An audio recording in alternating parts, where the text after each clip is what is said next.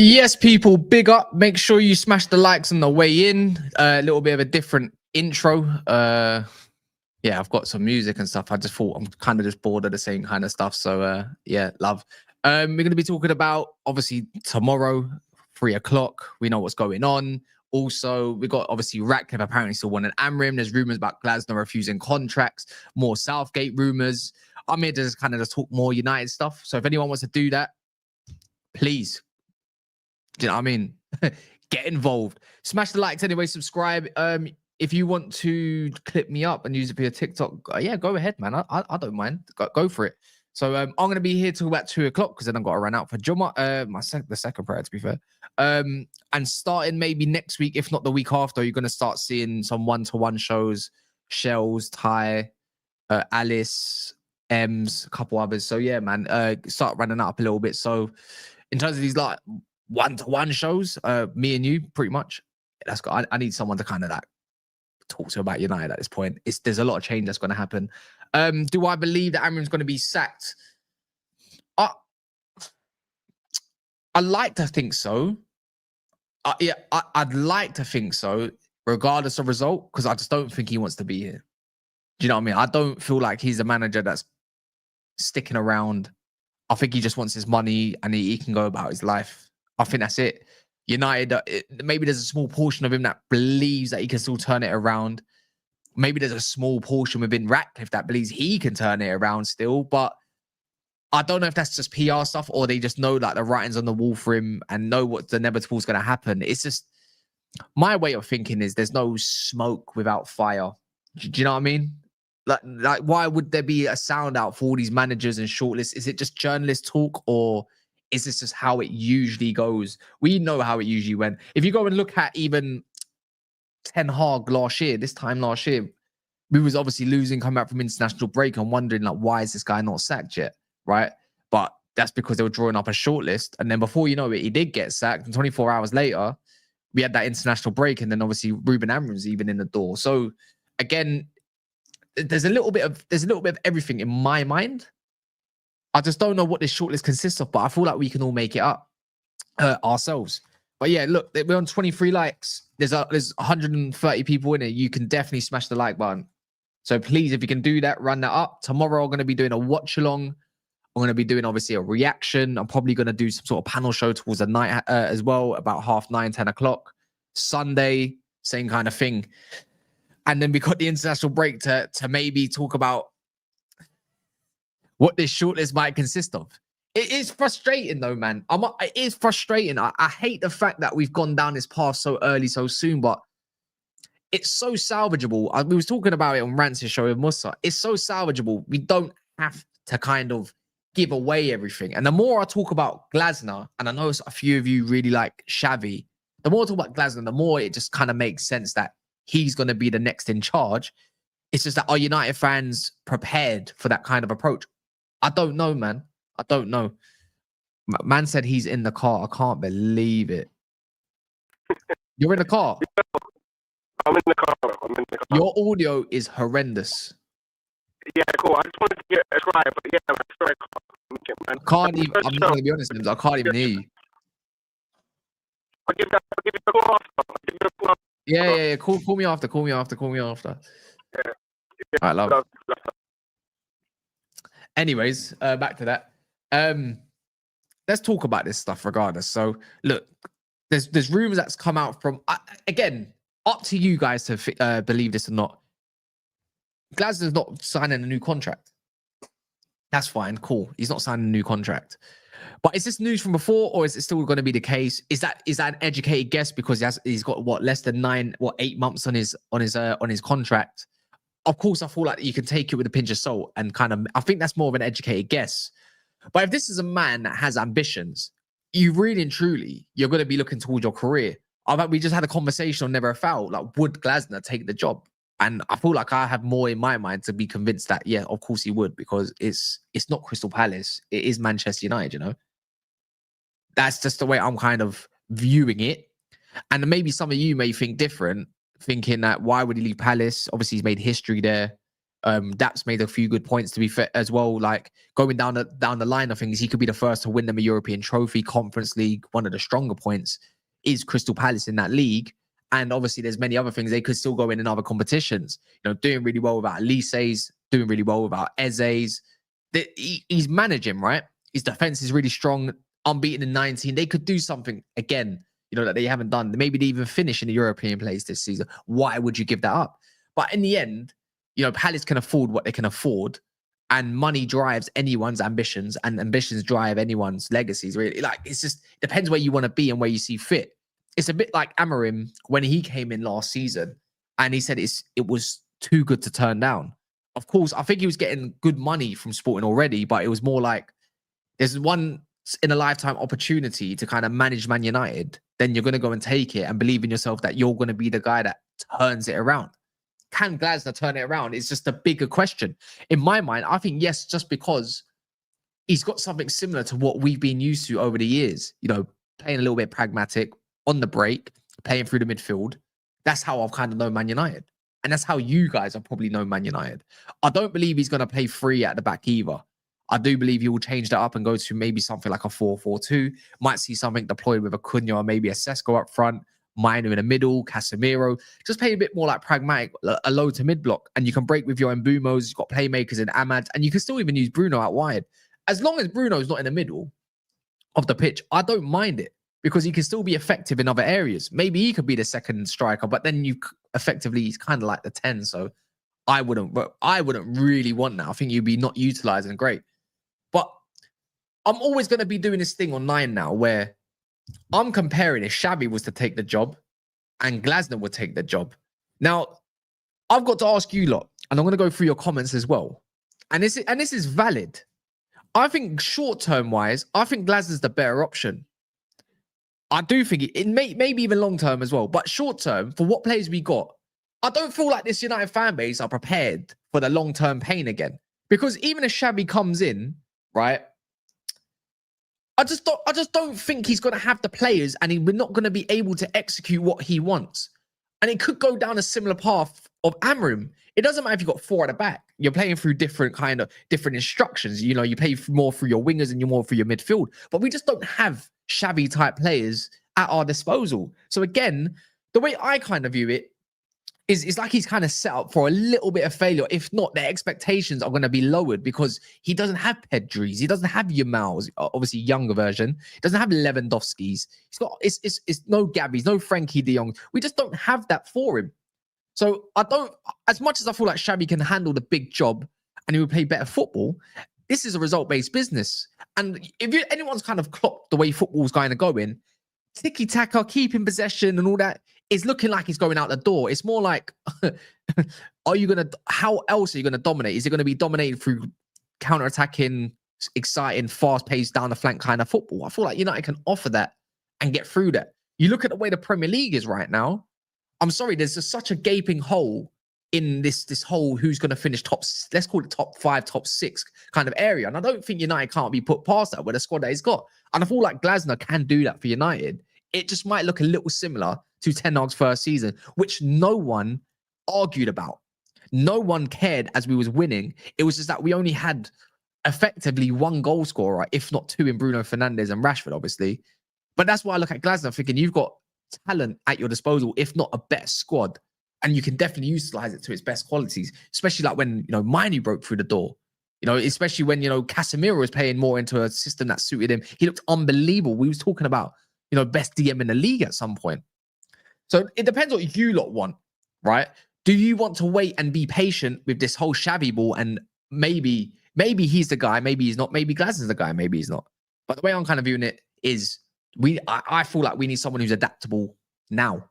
And I don't think Xavi's going to be exactly adaptable to what kind of squad's available. I don't really see Mbeumo doing his tiki-taka thing. I would love to go back to a 4-4-2. You can use different combinations.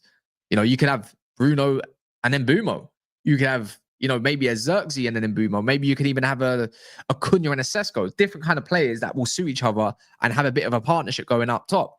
We've got young players that can play out wide that are not getting given chances right now that should be getting given chances. So we need more flank kind of type players. Benedict Mentato, one of the young players that keeps killing it. I don't know if he's going to be the greatest thing, but he's both-footed and he's happy to play on the right or left. You got Ahmad who can play right or left, whether one's as a playmaker or more of an inside forward. That's just kind of thinking we just need to go back to basics and United will be fine. I just don't know how great it will really be. Let me see what you lot are saying anyways. Xavi would only work if Kone is promoted to the first team to play alongside Mainu. The base of it all, I hear it because I'm being calling for Sekou Kone regardless. Mike says, Cass, right now we need to compete. We need a compete. Oh, you mean a competitive winning manager who plays to our players' strengths? Also, we need a back four that's Man United's you mean core DNA? Yeah, you could, potentially, yeah. It's not just a long-term paying cast. We need UCL football. Our sponsor are cutting off too. Ineos, I will not accept that. That's why I say Xavi is too much of a risk. I feel like Xavi is someone that you bring in to take over an already competitive squad, you know? Xavi will cook with his current squad at United, Cass, trust me. But with who in the midfield? See, we're relying on a kid that we don't have much knowledge about. We've obviously got Kobe Mainu, who we would ideally build around. The other one is like, who's he put in the midfield? It's completely different. You're not going to be cooking with Agates and Brunos and Casemiros. It's just, you're not cooking with the Xavi ball that I've kind of seen. I'm not going to say, I'm not a huge, I don't know. I don't have a lot of knowledge on the way Xavi plays football compared to maybe you guys, but I've seen enough. I've been saying this fan base wants instant gratification, no patience for a rebuild. Yeah, we're not patient. We're really not. People conveniently forget Glasner was literally threatening to leave only weeks ago. He lost Eze and Gay was the final straw. He's not shook to leave. Yeah, I think that's a great point. Big up Atro, man. Yeah, it's been a minute. I've been streaming again, just trying to get things up to scratch, you know. If we get Glasner, we will immediately be more organized and compact with Areola. We will play better football, but it will take time to really look as fluid as him. Xavi, I am 50. I'm actually, you know what? I'm actually with you on that part. I do believe it will take some time for the Areola ball to kind of get implemented. I think Glasner gets instant results now and instant structure. Xavi is like, he's got the he's got the La Liga, he's got the aura about him to say, I can manage a big club, but I'm not a firm believer in all of that as much anymore. I think sometimes people can look at their depth, but I don't look at Glasner and I don't feel like he's a manager that wouldn't command respect or look out of depth. In my mind, anyways. Where is that? This is Manchester United we're talking about. I've got that. It's just time to move on from that because I'm getting bored of it and it doesn't fill up the whole screen.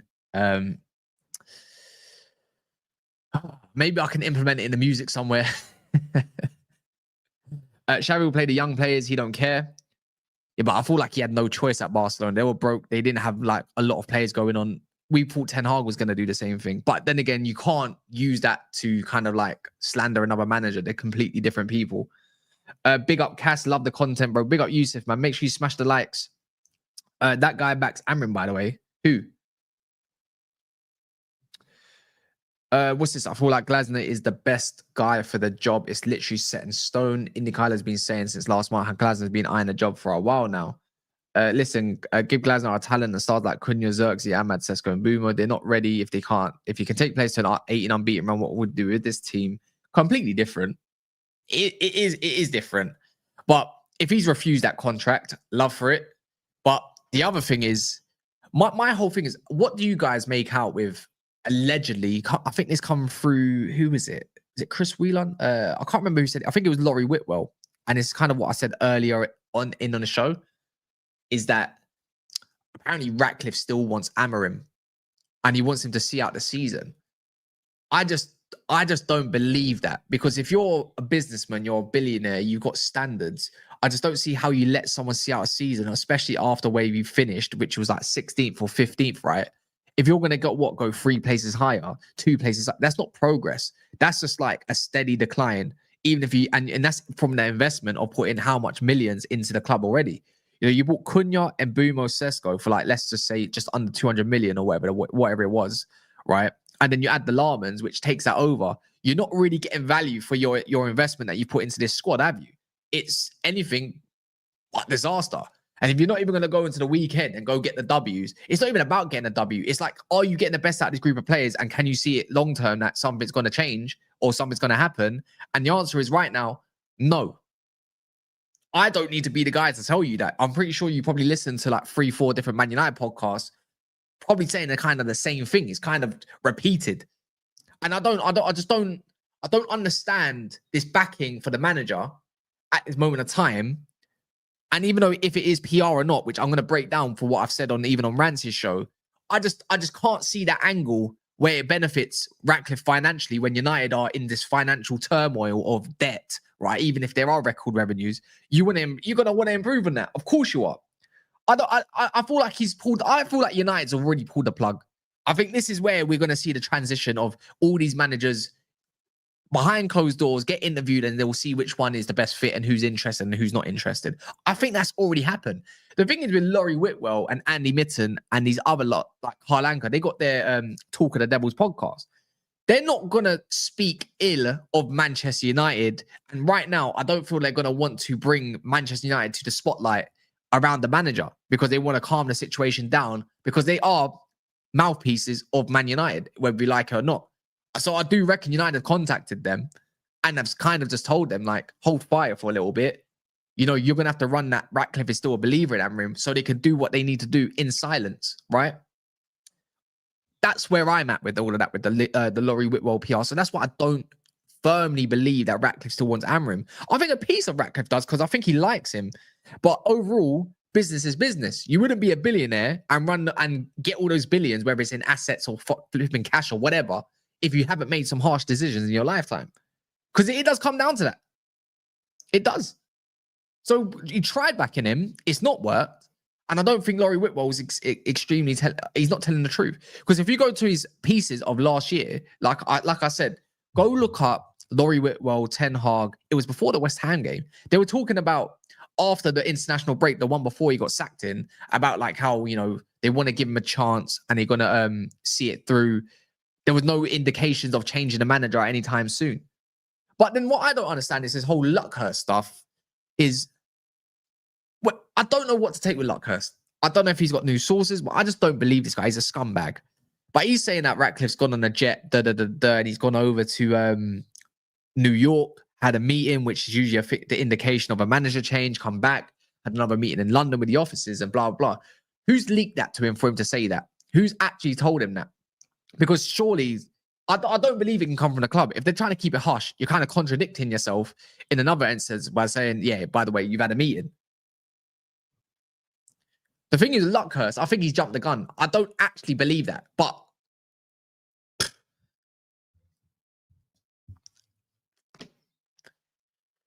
I don't know what to make out of it. It's like pulling your heartstrings a little bit, but it just don't make sense. It really doesn't make sense. But no one else has exactly turned that down.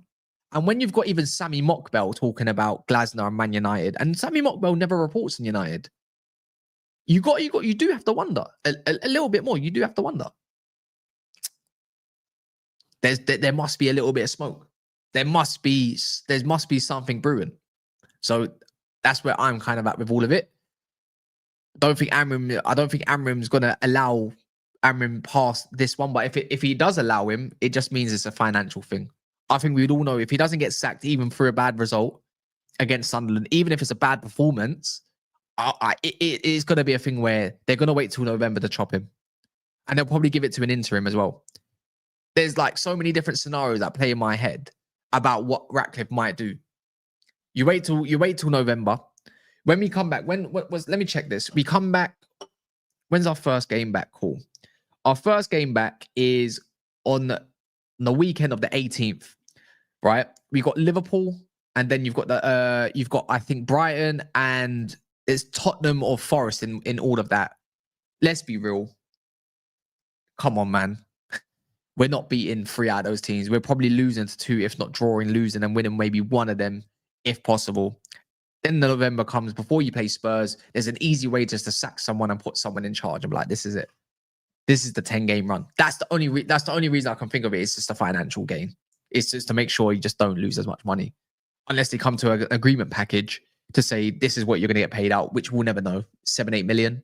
You know, you're not going to take the 12 million, but we need you to leave now because it's going to get really when you're going to have people in a stadium start booing. it's going to get really, really toxic in this fan base. And this fan base hasn't come together since Ten Hag's first season. And even that had a little bit of something. But that's where United are going to start booing. And when it starts booing, it gets peaked from there. The mood around the club shifts. People are not going to be as interested to come in. Then it becomes more of a, then it becomes all about business. You're going to have to take the loss. You're going to have to take that one. Liverpool's a dagger, Mo Salah goal to top it off. I hope not, because I don't look at Liverpool right now fearing them, thinking they're so strong that they're going to batter us. That's my biggest thing. I still feel like a lot of these games are so salvageable and you can get results in these games. I told you it's a financial decision, also a bit of pride and ego. I think it is as well. Of course it is. But the one thing I like about Ineos is that they do keep a lot of things hush and you don't know what's actually happening. You don't know what's getting leaked. We didn't even know about players that we were actually linked to. And then it just come out all of a sudden that we want so-and-so player, you know? That was where I was, that's what I was kind of thinking. I don't think no journalist really knows what's happening. I think it's just tight ship. It's just like Man City. You don't know what's happening at Man City or Liverpool these days. Things just come out. And then that's that. You can run with that story when they want you to run that particular story at that given time. It is what it is. Big up Anime Yami, man. Yami.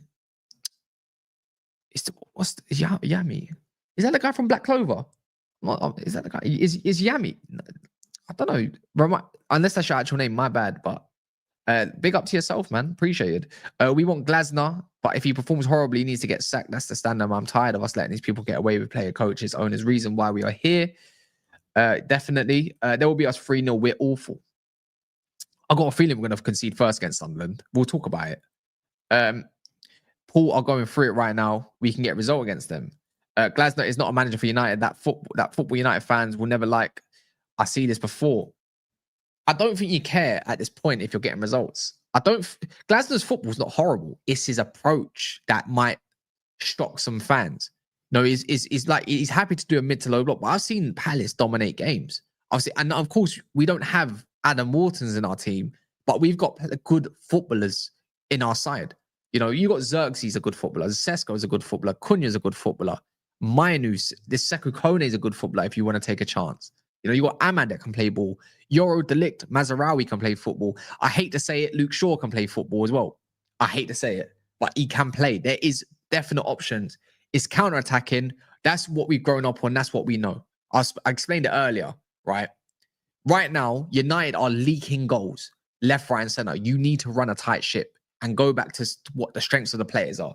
And right now, we can't play expansive football as long as we got this midfield at the helm. It don't matter what options you put in there, it will always have that bit of struggle about it. So we probably have to go back to playing a little bit more pragmatic and going to get goals through breaking, through Cunha's, Sesko's, and flipping in Boomos and whatnot. And you can't, and that's a dangerous front three on paper. Let me check this. What's this that you sent me? Give me a sec. United report. I'm not saying this team would play better in another system or not. That is not my point. My point is that if I look back at the games we lost, the most important thing when I watch the game is not we lost because of the system. That is my opinion. The guy said absolutely nothing. He said nothing. We have lost because, not just because of a system, but personally, we've lost because of, well, we're not creating abundance of chances that's putting away. Yeah, we've lost because of bad finishing. We've lost because of the goalkeeper. But overall, in games, we're getting dominated. And you know what? Players just look like they've had enough of being in certain places, like Bruno Fernandes. It's been evident. It's been reported. He's kind of sick of this low block kind of, this position that he's playing in, you know, in the 8. It's not his game. And I don't care if he's getting pissed off. But even if the club captain's getting pissed off, it's not boding well, is it? So which one is it? Are you going to play him in a 10? And if you're going to play him in a 10, one of those 10 spots, who are you dropping? You're going to drop your 2 brand new signings all of a sudden, or you're going to drop Sesko and put Cunha up front again, or you're going to play Mason Mount again. Come on, man. You're going to have to upset someone. If you want things to change, only he can change it.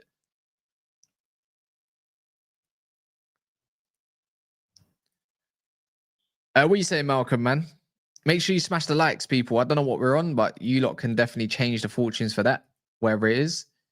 We're on 39 likes, 39 absolute arse likes.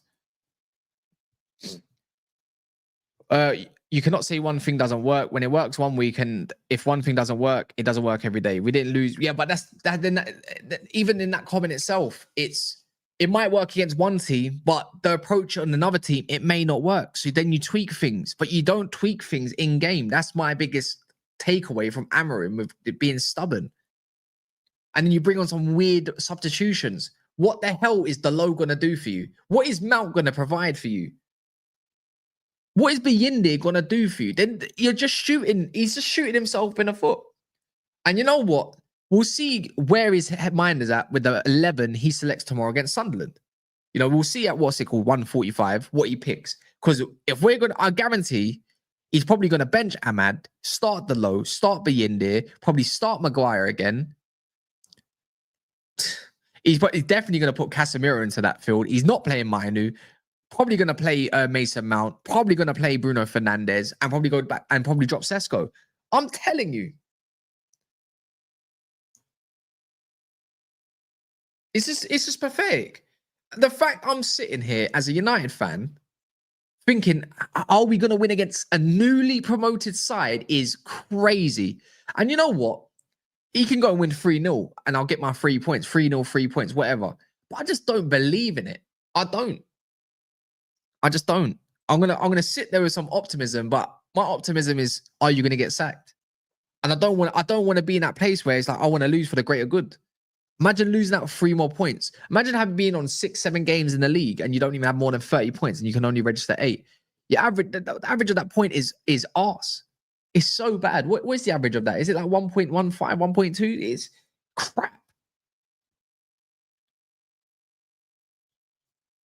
I know. At the start of the tenure, I expected a lot more. I actually expected him to recognize good players that can play in certain positions. But my thing is, the neglect for the midfield was always going to be the downfall. And you know what?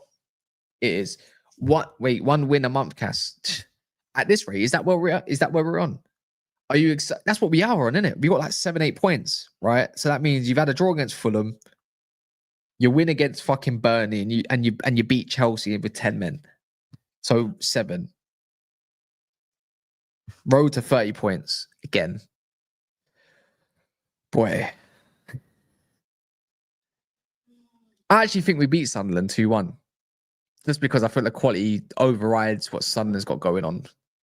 But their momentum shifting so much. I can see us probably concede another set piece. You know, if you're a coach with a modern drip, yeah, I suspect you. I wouldn't be surprised, man. I really wouldn't. Oh man. And then now we're gonna have to go talk about these Southgate rumors. See, this is where you look at Luckhurst and the fact that Southgate got rubbished off by Fabrizio, and I think Laurie Whitwell even spoke about it. Like I think Ratcliffe admires him, but every time it doesn't happen with any other team. Maybe Ratcliffe likes him and what he done at England, but Omar Barada and Wilcox are not fans. It's clear as day to see that. And Ratcliffe, as the board stands, they're not going to go and hire him. But Luckhurst keeps pushing this agenda, and this is what makes you think about his credibility when reporting on all different things. The fact that he's pushing this Southgate thing. One moment, Southgate wouldn't want to take the job as it stands, blah, blah, blah, blah, blah. And the next moment, he said that he would, and it would take 4 years. Give it a rest, man. It would take 4 years to be competitive in the Champions League. How can a manager who's never competed in the Champions League with a club know what it means to build a competitive side to compete in the Champions League?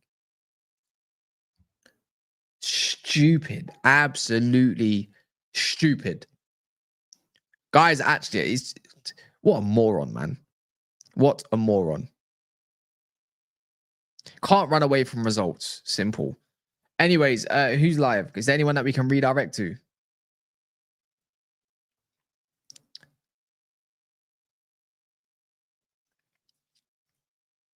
Don't know. Don't think anyone's live.